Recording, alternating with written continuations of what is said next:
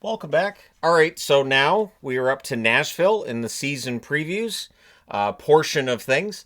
Nashville, of course, a team there's not much expected of them. So earlier today I talked about the Islanders. Now I'm talking about Nashville, and not much is expected of them this coming season.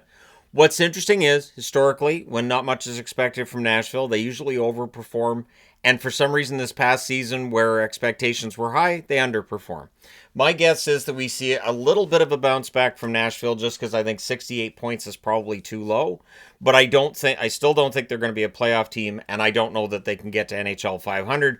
I'm just saying 68 points seems low. They'll probably be closer to 82, but still towards the bottom of the standings. So looking at this team, the first thing that stands out is this top six is very good if Stamkos and Marchessault both bounce back.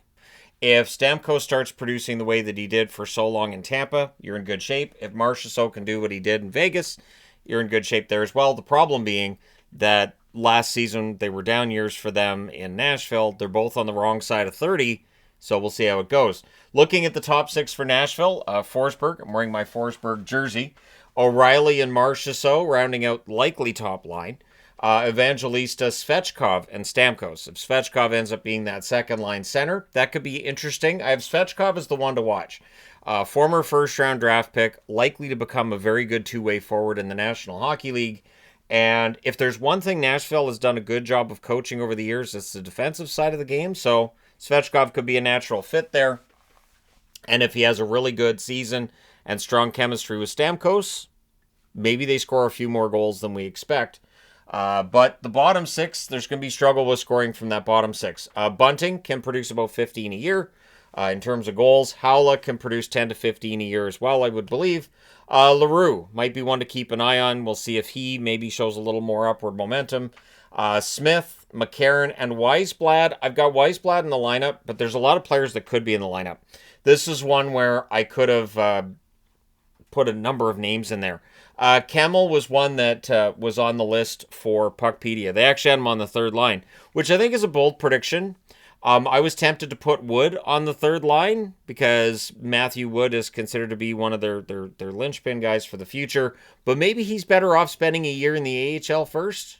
Like, I know he's played with them already, but maybe you give him a year in the AHL and let other players play on the NHL team. We'll see.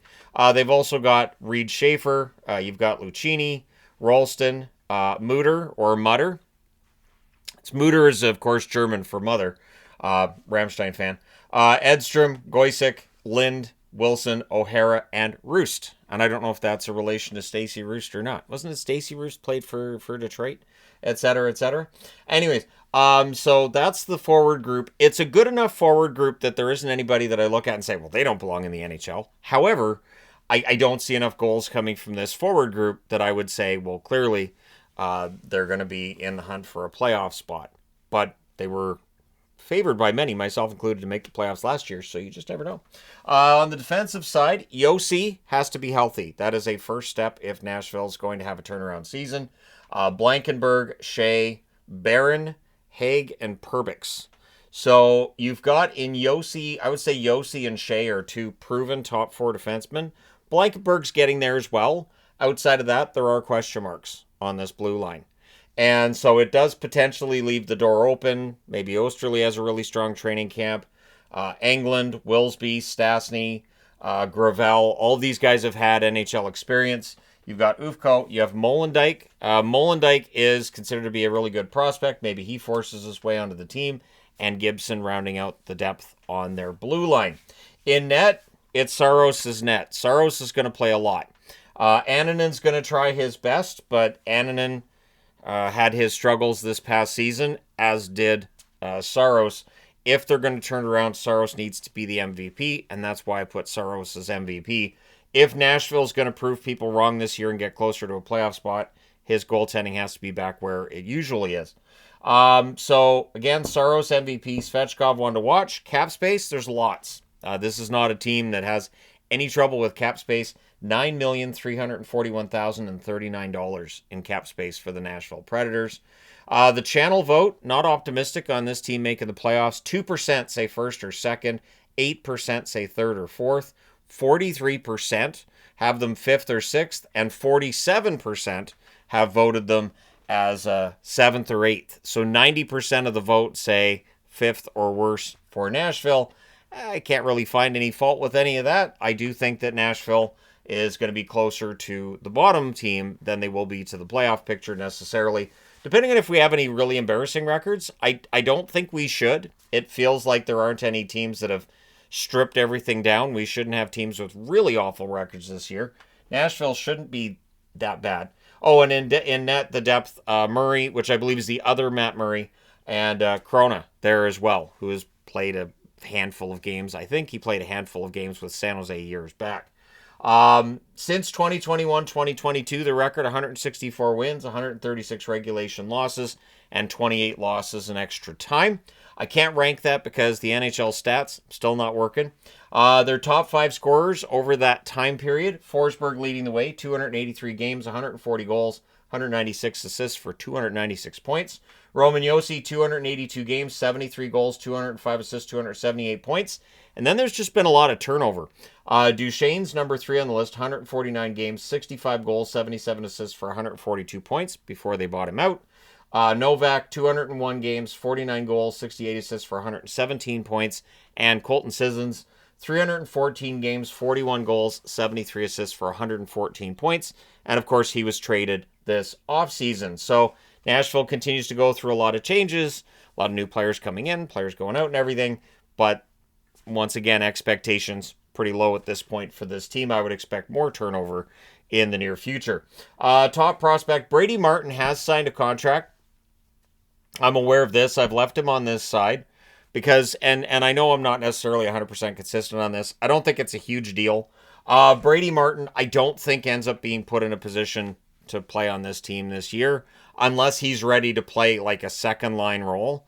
And I don't think that's going to happen. The projection for him and for a lot of this year's draft was that they were going to need time to develop, that the development wasn't quite where you want it to be at this point to just throw him into the NHL. So we'll see what happens with Martin. But at this point, for me, he's that top prospect that, yeah, he's signed. I don't think he's going to be pushing onto the roster this year. And if he does, that's good news for Nashville. So again, their record was 30, 44, and 8. Their leading scorers this past season: Forsberg, 82 games, 31 goals, 45 assists for 76 points. Marchessault, 78 games, 21 goals, 35 assists, 56 points. Definitely less than they had hoped or expected. Stamkos, 82 games, 27 goals, 26 assists for 53 points. O'Reilly, 79 games, 21 goals, 32 assists for 53 points. And Bunting rounds things out, 76 games, 19 goals, 19 assists for 38 points. So again, if he's on that third line, he's around 20 goals. I would expect maybe about 15 if he's left on that third line. If he plays top 6, probably around 20. So the goaltenders, Saros, 20, 31, and 6, 896 save percentage. He wants to be better.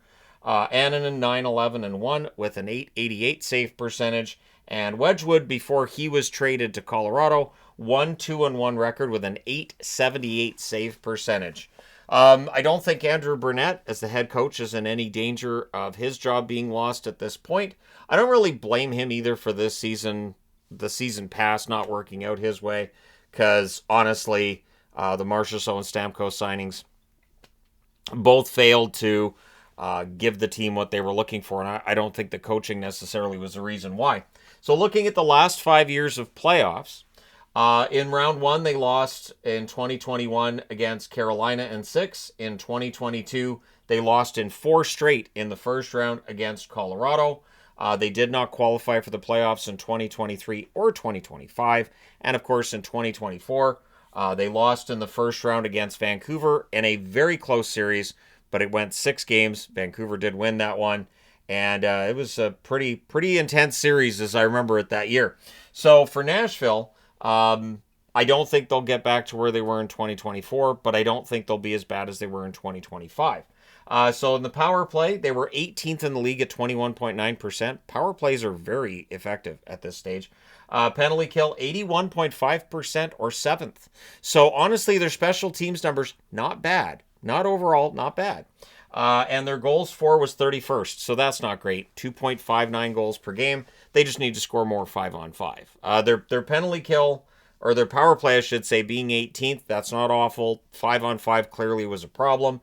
And then goals against, they were 27th at 3.34 goals against. Saros putting very un-Saros-like numbers up, which has caused some people to talk about how his contract isn't very good. I would not go that far. I would say that the contract for Saros doesn't necessarily look great based on last season, but if you look at his overall numbers, he can bounce back and justify that contract absolutely. Looking at their schedule, it's busy. 7 out of 12 are at home in October. 8 out of 13 are at home in November. So that's 15 out of 25 at home the first 2 months of the schedule.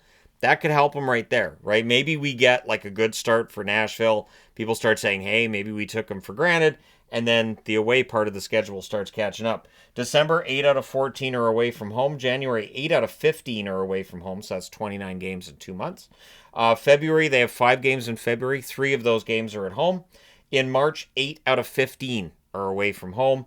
And in April, 5 out of 8 are away from home. So they have 2 months of 15 games, 1 month of 14 games.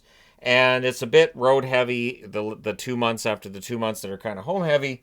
But once again, everybody's seeing a very busy schedule at this point in time. For this season, the Olympic break, of course, being over 3 weeks, it means that the season's going to be a rough one for everybody. But hey, let me know your thoughts in the comment section below. Can Nashville defy expectations, by which they have none? So can they be better than expected, or do you think, nope, they'll end up down towards the bottom of the division, and maybe that's okay? Because if there's a team that could use a McKenna, Nashville might be one of those teams. You look at this forward group, and then you look at just the way things have been going. I think if they won a draft lottery this year and drafted first or second, I think they'd be very happy about it. But let me know your thoughts in the comment section below, as always. Hit like and subscribe in the event you may not have done so already. Thank you guys so much for all your support. It's greatly appreciated. I will talk to you again soon.